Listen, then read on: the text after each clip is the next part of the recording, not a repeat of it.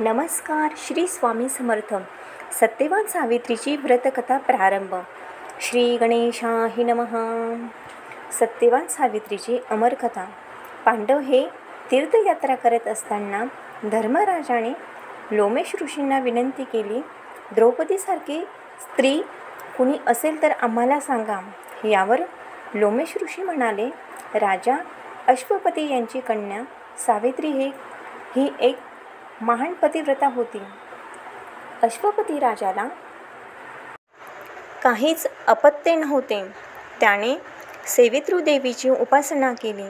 सेवितृदेवीची उपासनेने राजाला कन्या प्राप्त झाली. राजाने त्या कन्येचे नाव त्या देवीच्या नावावरूनच सावित्री असे ठेवले. सावित्री ही फार बुद्धिमान, तेजस्वी, रूपवान होती. तिला योग्य वर मिळवण्यासाठी राजाने अथक प्रयत्न केले, परंतु तिला तिचा मनासारखा पती काही मिळायचा नाही. मग राजाने तिला देशोदेशी जाऊन वर शोधण्याचं सांगितले. मग तिने आपल्या सैन्याला सेवकांना सोबत घेऊन बरेच देशोदेशी ती फिरली.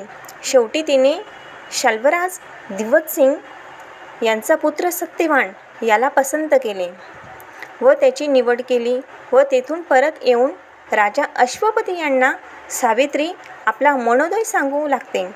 सत्यवान पराक्रमी राजाबद्दल सांगितले व त्याच्याशी विवाह करेल असेही तिने अश्वपतींना सांगितले. अश्वपती सावित्रीची इच्छा ऐकून आनंदित झाला. तितक्याच देवर्षी ऋषी त्या ठिकाणी आले व राजाने त्यांना कन्येची इच्छा सांगितली. त्यावर नारद ऋषी म्हणाले, राजा द्युमतसिंग राजाला राज्य नाही. त्यांचे राज्य त्यांच्या भाऊबंधांनी हिरावून घेतले आहे व त्यांना जंगलात हाकलून दिले आहे. शिवाय राजा द्युमतसिंग डोळ्यांनी अंधळासुद्धा आहे. सत्यवान हा त्यांच्या आईवडिलांची सेवा करतो. तो खूप गुणवंत आहे, देखणा आहे, परंतु सावित्री त्याच्यासोबत विवाह करून सुखी राहणार नाही. त्यावर राजा अश्वपती आपल्या कन्येला म्हणाले की मुली तू दुसऱ्या वरासोबत विवाह कर. त्यावर कन्या पिताश्रींना म्हणाली, मी सत्यवानाची मनापासून निवड केली आहे. दुसऱ्या वरासोबत मी विवाह करण्याचा कधी विचारही करू शकत नाही. तेव्हा देवर्षी नारद ऋषी म्हणाले, सत्यवान हा अल्पयुषी आहे. आजपासून 1 वर्षांनी त्याचा मृत्यू देखील होणार आहे. तू हा असा हट्ट धरून वैवद्य का ओढावून घेत आहेस. यावर सावित्री म्हणाले, मी विधवा होणे भाग्यात असेल तर ते टळू शकत नाही. तर मी दुसऱ्या वरासोबतही विवाह करेल तर हे वैधव्य तर होणारच आहे. पण माझ्या भाग्य जर चांगलं असेल, माझ्या पतींचे मरणही टळेल. मी सत्यवानाशिवाय अन्य कोणासोबतही विवाह करणार नाही. सावित्रीचे हे असे बोलणं ऐकून नारद ऋषींनी तिला आशीर्वाद दिला आणि अश्वपतींना सांगितले की ही जगात महान पतिव्रता होईल, अमर होईल. नंतर अश्वपती राजाने द्युमतसिंगकडे अरण्यात जाऊन सत्यवानाशी सावित्रीचा विवाह करण्याची इच्छा सांगितल्यावर त्यावर द्युमतसिंग यांचे संबंधी मिळाल्यावर तो विवाह यथाविधी करून व सत्यवानाला संपत्ती सामग्री देऊन आपल्या राज्यात परत आला. विवाह झाल्यावर सावित्री व तिचे सासू सासरे व आपल्या पतिराजांसोबत राहू लागली. सासू सासऱ्यांची व पतिव्रता धर्माने आपल्या पतींची खूप सेवा केली. त्यांना सुखी व आनंदात ठेवले. त्यामुळे सर्व देवता तिच्यावर संतुष्ट झाली आणि ती पतिव्रताचे दर्शन घेण्यासाठी त्या सर्व देवांनी प्रयत्न केला. 1 वर्ष संपत आले. देवर्षी नारद ऋषींनी सांगितलेलं तो दुःखाचा दिवस जवळ येऊन खेटला. तिला दुःख वाटू लागले. तिने वर्ष संपण्यापूर्वीच 3 दिवस आधी काहीही अन्न न प्राशन करता 3 दिवस उपवास केला. 4थ्या दिवशी ज्येष्ठ पौर्णिमा ही तिथी आली. सत्यवान हा अरण्यात लाकडे घेण्यासाठी निघाला. तेव्हा सावित्री सत्यवान सोबत जाण्यास सासू सासऱ्यांची अनुमती मागितली. दोघेही सोबत गेले आणि दिवसभर रानात हिंडून त्यांना पुरेसे लाकडे मिळाले नाहीत. थोडीशी लाकडे त्यांनी जमा करून घेऊन ते वटवृक्षाच्या सावलीत बसली. सावित्री ही मनातल्या मनात परमेश्वराचे नामस्मरण व धावा करत होती. आज पतींचा मृत्यू होणार आहे हे नारदांनी सांगितलेले होते. ती एकसारखी सत्यवानाकडे बघत होती. हळूहळू काळोख होऊ लागला. सत्यवान उठला आणि त्याने कुऱ्हाडाची वटवृक्षाच्या फांदीवर घाव घातला. वटवृक्षाची फांदी त्याच्या अंगावर पडली आणि तो मरण पावला. सावित्री ही आक्रोश करू लागली, रडू लागली. ती पौर्णिमेची रात्र होती. स्वच्छ चांदणे पडलेले होते. तेवढ्यात यमधर्म स्वतः त्या ठिकाणी आले व सत्यवानाचे प्राण घेऊन दक्षिणेला जाऊ लागला. सावित्री ही पटकन पुढे गेली. तिला यमधर्म दिसले. तिने हात जोडून विनयपणे यमधर्माला विचारले, महाराज, कोण आपण? तुम्ही इथे कशासाठी आले? त्यावर यमधर्म म्हणाला, मी यमधर्म आहे.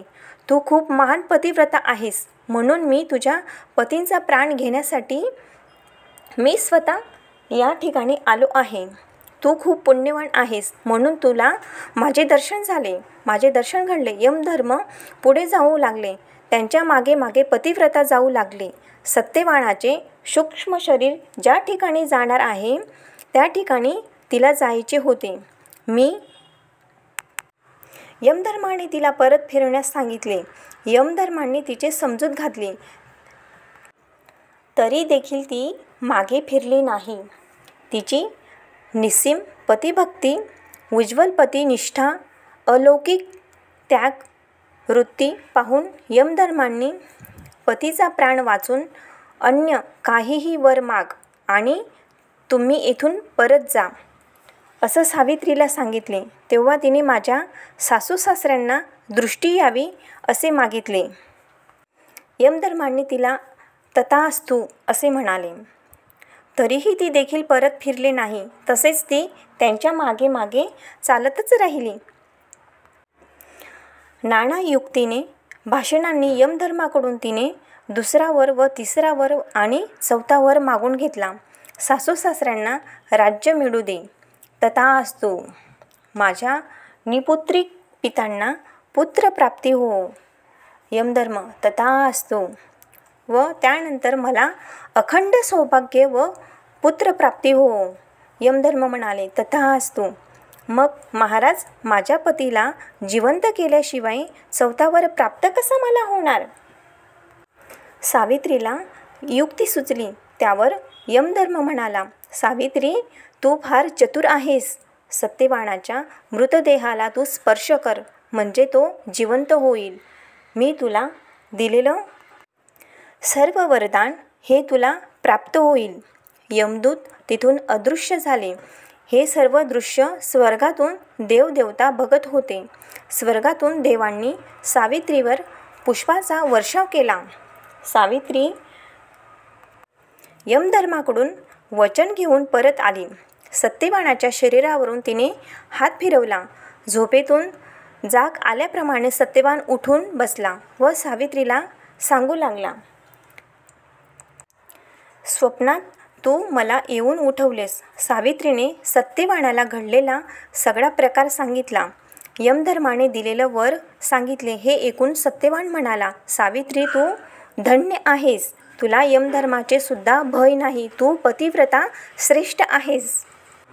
यमधर्माकडून मी आणखीन काही वर मागून घेतले आहेत. सासर आणि माहेर या दोन्ही कुळांसाठी खूप काही मागून घेतले आहे.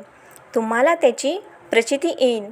सावित्रीने वटवृक्षाची मनापासून पूजा केली. वटवृक्षाच्या समोरच ही घटना घडली होती. सावित्रीने वटवृक्षाला प्रदक्षिणा घातली. नंतर ते दोघेही चांदण्या रात्रीला घरी जायला निघाले. बघता तर घरी येऊन द्युमतसिंगाला अचानक दृष्टी त्या ठिकाणी आलेली होती. त्याला खूप आनंद झाला.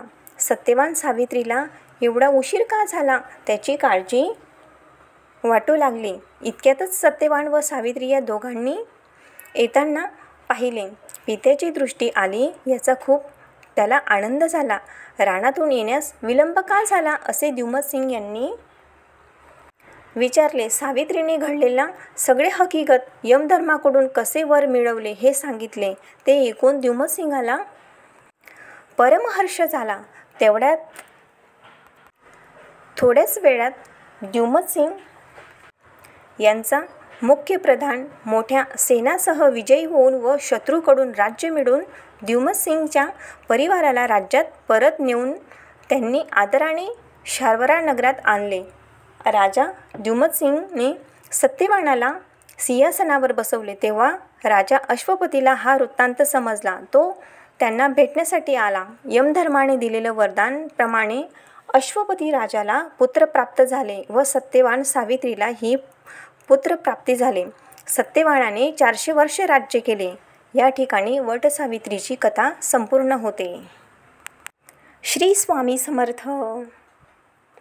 याच्यानंतर आपल्याला 3 आरत्या म्हणायच्या आहेत. त्याच्यानंतर वटवृक्षाच्या झाडाला 7 फेऱ्या मारून सुताचं वेष्टन करायचे आहे आणि प्रत्येक प्रदक्षिणाला श्री स्वामी समर्थ श्री स्वामी समर्थ असा जप आपल्याला करायचा आहे. चला तर मग आरती गणपतींची. ओ वाडू आरती श्री गणपती ओंकारा, औट मात्रा कोटी सूर्य समप्रभाकरा, समप्रभाकरा.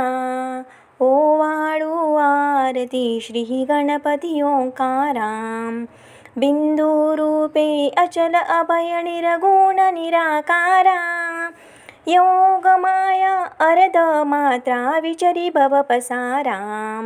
ओ वाडू आरती श्री गणपती ओंकारा, पीतवर्ण अकार मात्रा ब्रह्म सृजकारा, ओकार जिमृत वर्ण रक्षसी अखिल चराचरा. ओ वाडू आरती श्री गणपती ओंकारा, लीन करसी रक्तवर्ण तू सकल जगमकारा, अनन्य शरणांगतया दासा तव पदी दे थारा. ओ वाडू आरती श्री गणपती ओंकारा, दुर्गे दुर्गट बारी तुझ बिन संसारी, अनाथ नाते अंबे करुणा विस्तारी, वारी वारी जन्म मरणाते वारी, हारी पडलो आता संकट निवारी. जय देवी महिषासुरमर्दिनी, सुरवर विश्वर वरदे तारक संजीवनी. जय देवी जय.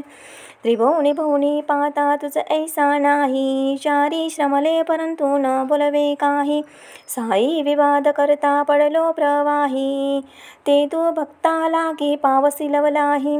जय देव जय महिषासुरमर्दिनी, सुरवर विश्वर वरदे तारक संजीवनी. जय देव जय.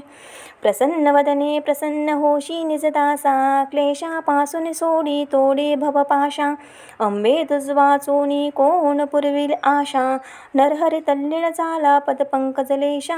जय देव जय महिषासुरमर्दिनी, ओ दैत्यासुरमर्दिनी, सुरवर विश्वर वरदे तारक संजीवनी. जय देव जय देव. आता वडाची आरती. अश्वपती पुसता झाला नारद सांगता तीतयाला, अल्पायुषी सत्यवंत सावित्रीने का प्रणिला, आणखी वरवरी बाडे मनी निश्चय जो केला, आरती वडराजा. जय देवी जय आरती वडराजा. दयावंत यमदूजा सत्यवंत ही सावित्री, भावे करी नमी पूजा आरती वडराजा. ज्येष्ठ मास त्रयोदशी करती पूजन वडाशी, त्रिरात्र व्रत करुनिया जिंकी तू सत्यवंताशी, आरती वडराजा. स्वर्गावारी जाऊनिया अग्निखांब खचडिला, धर्मराजा उचकला हत्या घालिली जीवाला.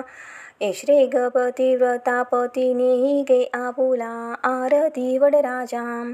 जाऊनिया यमापाशी मागतसे आपुला पती, चारी वर देऊनिया दयावंता घ्यावा पती. जय देवी जय आरती वडराजा.